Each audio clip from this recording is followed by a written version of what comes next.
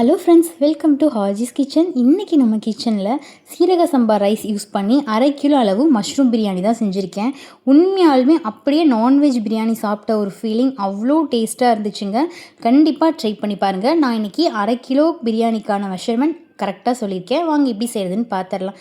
நான் இன்றைக்கி mushroom 2 box எடுத்திருக்கேன். ஸோ மஷ்ரூம் அதிகமாக ஆட் பண்ணால் பிரியாணியில் நல்லா டேஸ்ட்டாக இருக்கும். ஸோ 2 பேக்கெட் மஷ்ரூமை க்ளீனாக வாஷ் பண்ணி எடுத்துக்கிட்டேன். 200 கிராம் அளவு சின்ன வெங்காயம், இஞ்சி பூண்டு ரெண்டுமே சேர்த்து 100 கிராம் எடுத்துக்கலாம். பெரிய சைஸில் 5 பட்டை, 8 கிராம்பு, 6 ஏலக்காய் எடுத்திருக்கேன். இது மிக்ஸி ஜாருக்கு மாற்றி தண்ணி சேர்த்தாமல் இந்த மாதிரி பேஸ்ட்டாக அரைச்சி எடுத்து வச்சுக்கலாம். பெரிய வெங்காயம் 3 கட் பண்ணி வச்சுருக்கேங்க. 4 தக்காளி, ஒரு 5 ஸ்பூன் தயிர், ஒரு 4 பச்சை மிளகாய் எடுத்து வச்சுருக்கேன்.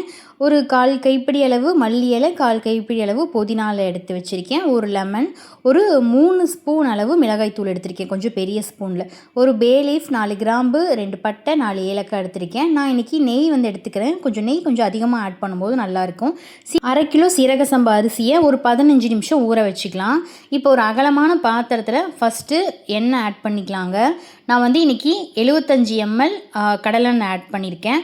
கூடவே 50 ml நெய் ஆட் பண்ணிக்கலாம். கண்டிப்பாக நெய் ஈக்குவலாக ஆட் பண்ணணும். ஸோ அதனாலே நான் 75 ml எண்ணெய், 50 ml நெய் ஆட் பண்ணிக்கிட்டேன். இது நல்லா சூடானதுக்கப்புறம் எடுத்து வச்ச பே லீஃபு, பட்டை, கிராம்பு, ஏலக்காய் சேர்த்தி இந்த மாதிரி வெடித்து வந்ததுக்கப்புறம் பெரிய வெங்காயம் ஆட் பண்ணிக்கலாம். எண்ணெயும் நெய்யும் சேர்த்தி நல்லா சூடாகணும். சூடாகாத முன்னாடி நம்ம வெங்காயம் இந்த மாதிரி பட்டை, கிராம்பு போட்டோம்னா பிரியாணி ஃபுல்லாக அந்த எண்ணெய் வாசமே அடிக்கும். ஸோ முக்கியமாக நோட் பண்ணுறது என்னென்னு பார்த்தீங்கன்னா, எண்ணெய் நல்லா சூடானதுக்கப்புறம் தான் எல்லாத்தையும் ஆட் பண்ணணும்.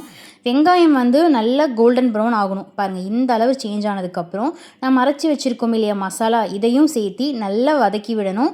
நம்ம சின்ன வெங்காயம்லாம் சேர்த்தி இருக்கிறதுனால வதங்க டைம் எடுக்கும். ஸோ பச்சை வாசம் போகிறதுக்கு டைம் எடுக்கும். ஸோ இது நல்ல கலர் சேஞ்ச் ஆகி பச்சை வாசம் போகிற அளவு நல்லா வதக்கி விடணுங்க. இதில் சேர்த்துற ஒவ்வொரு பொருளும் நல்லா வதங்கினதுக்கப்புறம் தான் இன்னொன்று சேர்த்துணும். அப்போ தான் பர்ஃபெக்டான முஸ்லீம் வீட்டு பிரியாணி கிடைக்கும். இப்போ இந்த அளவு நல்லா வதங்கி வந்ததுக்கப்புறம் தக்காளி கூடவே 4 பச்சை மிளகாயும் ஆட் பண்ணிக்கலாம். நான் எல்லா வீடியோலையும் சொல்கிறது இதுதான், தக்காளி கூட பச்சை மிளகாயை சேர்த்துங்க. ஏன்னா நம்ம நிறைய பேர் ஸ்டார்டிங் ஸ்டேஜ்லேயே பச்சை மிளகாய் போட்டுக்கலாம், வெங்காயம் போட்டுக்கலாம்னு சொல்லுவாங்க. பச்சை மிளகாய் எண்ணெயில் சேர்ந்துச்சுன்னா என்ன ஆகும்னு பார்த்தீங்கன்னா வெடித்து உடஞ்சிரும். பிரியாணி ஃபுல்லாகவே பச்சை மிளகாய் காரம் தான் அடிக்கும். ஸோ தக்காளி கூட சேர்த்திங்கன்னா நமக்கு கடைசியில் பர்ஃபெக்டாக வரும். இப்போ தேவையான அளவு கல்லுப்பையும் சேர்த்தி தக்காளி இந்த அளவு நல்லா மசிஞ்சு வந்ததுக்கப்புறம் நம்ம எடுத்து வச்சுருக்க 3 ஸ்பூன் மிளகாய்த்தூள் ஆட் பண்ணிக்கிறேன். 3 ஸ்பூன்னா ஓரளவு பெரிய ஸ்பூன், டீஸ்பூன் இல்லை, கொஞ்சம் பெரிய ஸ்பூனில் 3 ஸ்பூன் ஆட் பண்ணியிருக்கேன். இப்போது மல்லி இலை, புதினா ரெண்டையுமே சேர்த்திக்கலாம். புதினாவை கட்டோட அறுத்து போடாதீங்க, ஏன்னா தண்டு தண்டாக வரும். பிரியாணி சாப்பிட்ற ஆசையே இருக்காது. இந்த மாதிரி இலையை மட்டும் பிச்சு சேர்த்திக்கோங்க. புதினா அதிக அளவு சேர்க்கக்கூடாது. புதினா எவ்வளோ கம்மியாக சேர்க்குறோமோ அவ்வளோ பிரியாணி டேஸ்ட்டாக இருக்கும். அதிகமாக சேர்த்தனா பிரியாணி கசப்பாக இருக்கும். நம்ம புதினாவும் சரி பட்டை கிராம்பும் சரி அதிகமாக சேர்த்தா பிரியாணி கசப்பு எடுத்துக்கோங்க. ஸோ ஓரளவு தான் சேர்த்தணும்.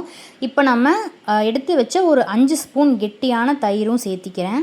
தயிர் சேர்த்தி இந்த மாதிரி ஒரு செகண்ட் நல்லா கலந்து விட்டுட்டு கழுவி வச்சுருக்க மஷ்ரூம் ஆட் பண்ணிக்கலாம். நீங்கள் இதே மெத்தடில் சிக்கன், மட்டன், காடை என்ன வேணால் பிரியாணி செய்யலாங்க. ரொம்ப ரொம்ப டேஸ்ட்டாக இருக்கும். இப்போ நம்ம வாஷ் பண்ணியிருக்க மஷ்ரூமையும் ஆட் பண்ணி நல்லா மசாலா கூட ஒரு 2 நிமிஷத்துக்கு நல்லா கலந்து விட்டுக்கலாம். நிறைய பேர் முஸ்லீம் வீடுனாவே சீக்ரெட் மசாலா ஏதாவது சேர்ப்பாங்க அப்படின்னு சொல்லுவீங்க. எதுவுமே கிடையாதுங்க. பட்டை, கிராம்பு, ஏலக்காய் இது 3 மட்டும்தான். கூட இஞ்சி பூண்டு, சின்ன வெங்காயம் இவ்வளோ தான் சேர்த்துவோம். பெரிய அளவு ஸ்பைசஸ்லாம் ஆட் பண்ண மாட்டோம். மிளகாத்தூள் மட்டும்தான் சேர்த்துவோம். நிறைய பேர் பிரியாணி மசாலா சேர்த்திக்கலாம், கரம் மசாலா, அதெல்லாம் கண்டிப்பாக சேர்த்தக்கூடாது. அது சேர்த்துனா பிரியாணியோட டேஸ்ட்டே வராது. நீங்கள் ஒன்ஸ் இந்த மாதிரி ட்ரை பண்ணி பாருங்கள், உங்களுக்கு பர்ஃபெக்டான முஸ்லீம் வீட்டு பிரியாணி கிடைக்கும். இப்போ மஷ்ரூமை நல்லா மசாலா கூட வதக்கி விட்டுட்டு நம்ம அரிசி ஊற வச்சுருந்தோம் இல்லையா, ஸோ அரிசிக்கு தேவையான அளவு தண்ணி சேர்த்திக்கலாம். நான் இன்றைக்கி ஒரு 1/2 கிலோ அரிசியை மெஷர்மெண்ட் பண்ணி ஒரு பவுலில் எடுத்திருந்தேன். அதே பவுலில் 1/2 கப் தண்ணி சேர்த்திக்கிட்டேன். எனக்கு 1 கப் அரிசிக்கு 1/2 கப் தண்ணி சேர்த்திக்கிட்டேன். நீங்கள் எடுக்கிற டம்ளர், ஒரு டம்ளர் எடுத்திங்கன்னா அதில் 1/2 டம்ளர்னு அளவு மெஷர்மெண்ட் பண்ணி தண்ணியை ஒரு பவுலில் மாற்றி வச்சுக்கோங்க. ஏன்னா தண்ணி அதிகமாகிடுச்சுன்னா பிரியாணி கொல கொலன்னு ஆயிடும். தண்ணி கம்மியாச்சுன்னா கூட நம்ம தம் போடும்போது மேலே தண்ணி வச்சா கொஞ்சம் கொஞ்சம் தண்ணி விட்டு பிரியாணி பர்ஃபெக்டாக வந்துடும். பட் தண்ணி அதிகமாகிடுச்சுன்னா பிரியாணி சாப்பிட முடியாது.